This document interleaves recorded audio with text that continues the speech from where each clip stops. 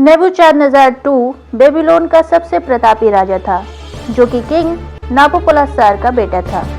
नाबूपॉलससार ने मेडेस की मदद से असीरियन को हराकर बेबीलोन शहर को बसाया और उसके बाद नेबूपॉलससार ने भी बेबीलोन को एक शक्तिशाली राज्य बनाया, जिसमें स्त्री और पुरुष समान अधिकार से रहते थे। पर अपने जीवन के लास्ट 7 साल उसने जानवरों की तरह बिताए। तो आखिर ऐसा क्या हुआ कि इतने प्रतापी राजा को जानवरों की तरह घास खाकर जीने पर मजबूर होना पड़ा? चलिए जानते हैं इस बारे में। नेबूचादनेस्सार II का जन्म 634 बीसी में बेबीलोनिया के चाल्दिया रीजन में हुआ था। उसका नाम असल में नाबू था, लेकिन इजराइल के लोग उसे नेबूचादनेस्सार बुलाते थे। वो नाबूपॉलससार का सबसे बड़ा बेटा था। उस समय तक बेबीलोनिया पर असीरियन का राज था, लेकिन नाबूपॉलससार ने असीरियंस के आखिरी प्रतापी राजा अशुरबानिपाल को हराकर खुद को राजा घोषित किया और अगले 10 वर्षों तक नाबूपॉलससार असीरियन से लड़ता रहा और इस दौरान नाबू युद्ध के तरीकों और राजनीतिक नीतियों की शिक्षा लेता रहा। 615 बीसी में नाबूपॉलससार ने अशुर शहर पर हमला किया, लेकिन वो युद्ध में कमजोर पड़ रहा था। पर तभी मेडिस के राजा सक्सेरस अपनी सेना लेकर आया और उन दोनों ने साथ में मिलकर अशुर पर कब्जा कर लिया। नाबूपॉलससार और सक्सेरस के बीच एक अलायंस बनी और अलायंस को मजबूत करने के लिए उसने अपनी बेटी अमेटिस की शादी नाबूपॉलससार के बेटे नेबूचादनेस्सार से कर दी। 612 बीसी में नाबूपॉलससार ने नाइनवे पर भी कब्जा किया और इसी दिन असीरियन एम्पायर का खात्मा हो गया। लेकिन लास्ट असीरियन किंग अशुर-उबालिद युद्ध से भाग गया और उसने इजिप्ट के फराह नेको II के साथ मिलकर के बेबीलोनिया के खिलाफ एक युद्ध छेड़ दिया। बेबीलोन की तरफ से युद्ध को नाबूचादनेस्सार ने लीड किया और उसने युद्ध में अशुर-उबालिद को हरा दिया। युद्ध के बाद नेबूचादनेस्सार एक हीरो बनकर लौटा और 605 बीसी में उसने राजा का पद संभाला। कुछ दिनों बाद ही नेबूपॉलससार की नेचुरल कॉजेज से डेथ हो गई। नेबूचादनेस्सार ने बेबीलोन को काफी सशक्त राज्य बनाया।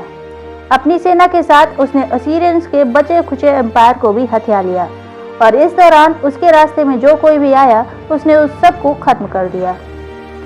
598 बीसी में उसने यूदा किंगडम के कैनान राज्य में हमला किया और उसकी राजधानी जेरूसलम को नष्ट कर दिया और वहां के नागरिकों को शहर से निकलवा दिया।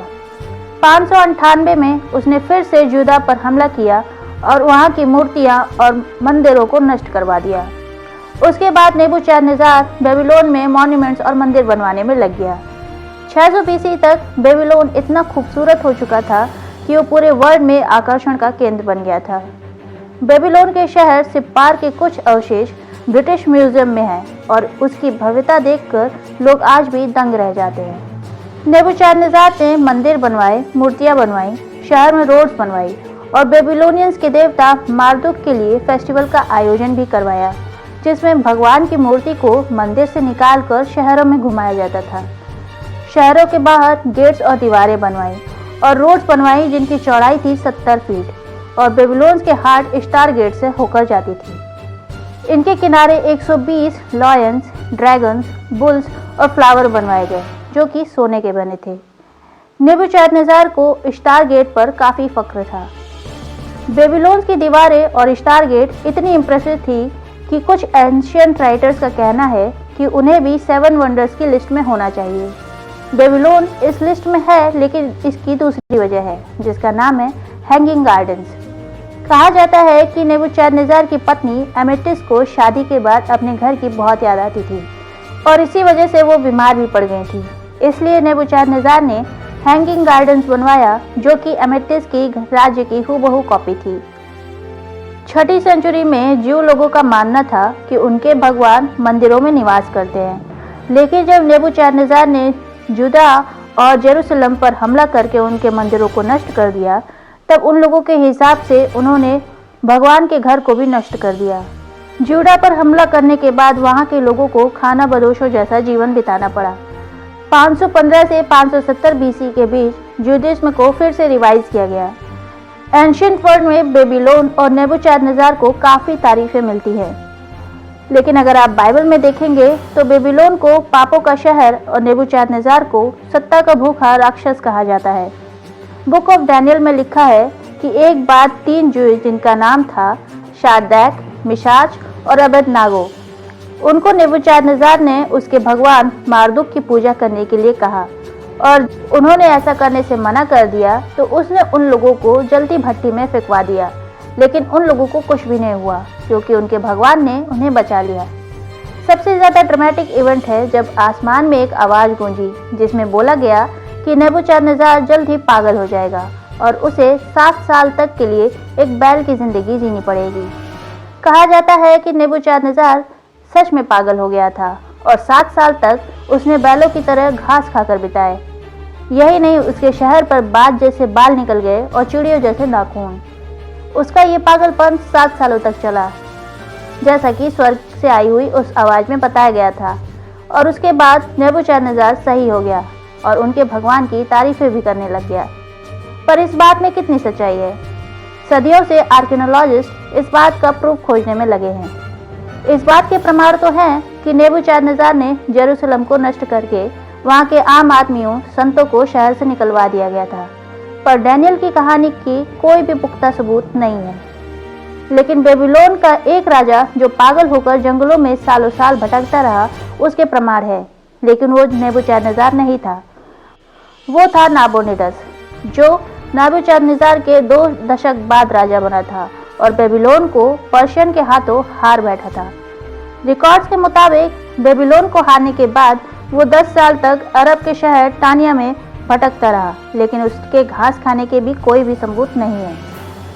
बुक्स जैसे कि 2 किंग्स और जेरेमिया में इस बात को लिखा गया है कि नेबूचादनेस्जार और बेबीलोन का पागल राजा दोनों अलग अलग हैं। लेकिन हमारे पास बुक ऑफ डैनियल भी है जिसमें नेबूचादनेस्जार के 7 साल के श्राप के बारे में भी लिखा है।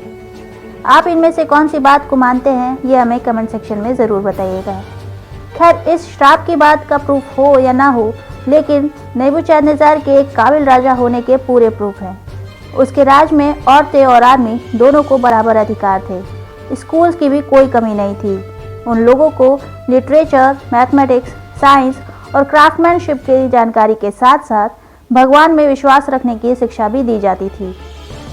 नेबूचादनेस्जार 2 ने एक ऐसा राज्य बसाया था जिसके बारे में लोग कल्पना भी नहीं कर सकते थे। नेबूचादनेस्जार 2 43 साल तक आराम से जिया, पर सैडली बेबीलोन उसकी मृत्यु के 25 साल तक भी नहीं रह सका। 539 बीसी में पर्शियंस ने बेबीलोन पर आक्रमण कर उसे ऐसा नष्ट किया कि अलेक्जेंडर द ग्रेट भी उसे उस ऊंचाइयों पर नहीं ले जा पाया जहां पर नेबूचादनेस्जार ने उसे पहुंचाया था। तो आज की इस वीडियो में इतना ही। अगर वीडियो पसंद आया हो तो लाइक, शेयर करें और चैनल को सब्सक्राइब करना ना भूलें। मिलते हैं अगले वीडियो में, तब तक के लिए बाय।